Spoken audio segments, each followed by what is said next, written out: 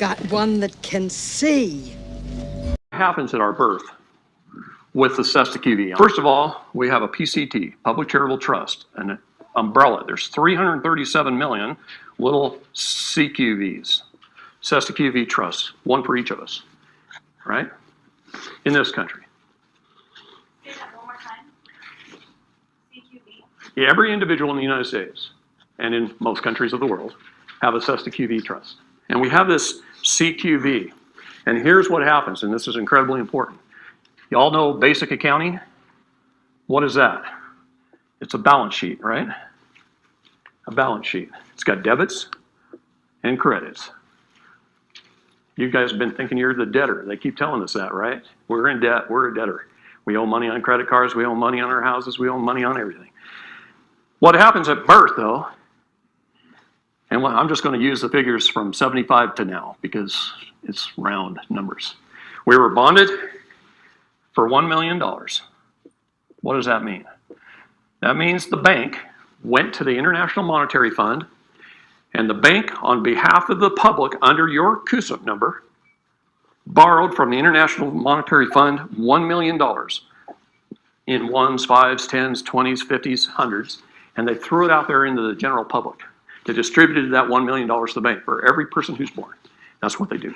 On the credit side, $1 million worth of United States Treasury bonds are issued, and they're sold. They're hypothecated. They are bundled, and they are sold on the stock exchange. And if we wanted to, I could pull up a website if we had internet access, and I could put in one of your CUSIP numbers, and I could show you the companies that are buying and selling you today. You have more than one CUSIP number, by the way. As we increase in value, I'll just put it that way, as we get better in our life, the more we join the military or get more college degrees, we get more and more CUSIP numbers. You are the credit. You are the creditor. They're making you believe you're also the debtor, and you are. You're both. This is your vessel. This is you. Okay? This is your labor. This is your worth. I got 5 college degrees. Every time I got an advanced degree in college, I got a new CUSIP number. So in the military, I got a new CUSIP number. All these CUSIP numbers are attached to my main birth number. Okay? Is this in a bad spot? Anyway, let's stop here. It's a balance sheet, right? It's balanced. It's got $1 million on one side, $1 million on the other. This gets invested.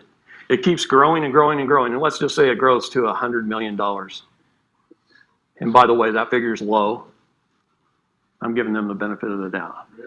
I've seen individuals worth $35 billion or more that didn't know they had a dime. Okay, it keeps growing and growing and growing. Our first 18 years of life, we're not spending anything. So nothing is going over here, our first 18 years. That's growing and growing and growing for 18 years, and it's being hypothecated and traded. And they've done a good job of managing it. They really have. First 18 years, it's growing and growing and growing. You're not spending anything. You're not adding anything to the debit side. Then you go get a job, and you get married, and you go out and you buy a house. I'm just going to use numbers. The numbers themselves don't matter. It's the concept, okay? You buy a car or two. You buy some utilities or two over your lifetime, some medical bills, some food, whatever. They keep track of it all through your tax returns, your credit card, your bank statements. Banking is all tied into the IMF, the Federal Reserve. We got a big buildings of bean counters called the Department of Fiscal Services, and those accountants just keep track of everything, everybody's life. And this all starts to add up on the debit side. And this just keeps growing and growing and growing on the investment side. At some point in time, you die, and it goes through probate. They take some of this, and let's just say over your lifetime you've spent, I'm going to round it off to $10 million.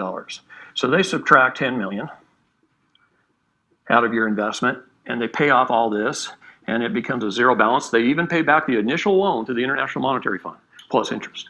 That was a loan from a foreign entity, by the way, to the Public Charitable Trust. And they pay it back. The balance is zero. Now this has, let's just say for this discussion, has $90 million left in it. What happens to it? The cesta QV trust lives on in perpetuity forever.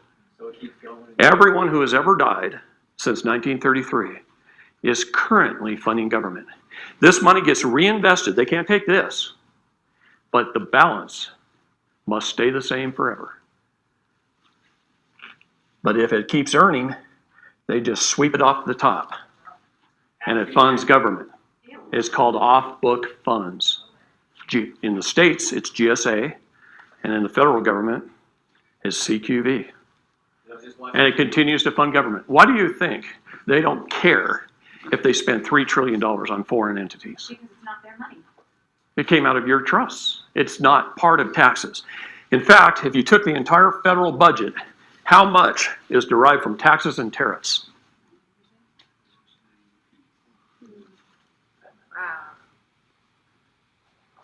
If you call up the Department of Fiscal Services and you send a FOIA request, and you ask them, who is the largest contributor to the federal budget? The Department of Justice, to the tune of $1 trillion a day, is taken out of our SESTA-QV trusts or our court systems every day. $1 trillion. That's more in 25 days than our entire gross domestic product in a year. In 25 days. They don't have to disclose the CQV. See, I had to prove this in federal court to get to talk about it. So, a big portion of this comes out of this before we die. Every time you have a court case, the case is a CUSIP number, the case number. The court clerk is the banker. Because he hath set his love upon me, therefore will I deliver him. I will set him on high, because he hath known my name. He shall call upon me, and I will answer him. I will be with him in trouble. I will deliver him and honor him. With long life will I satisfy him, and show him my salvation.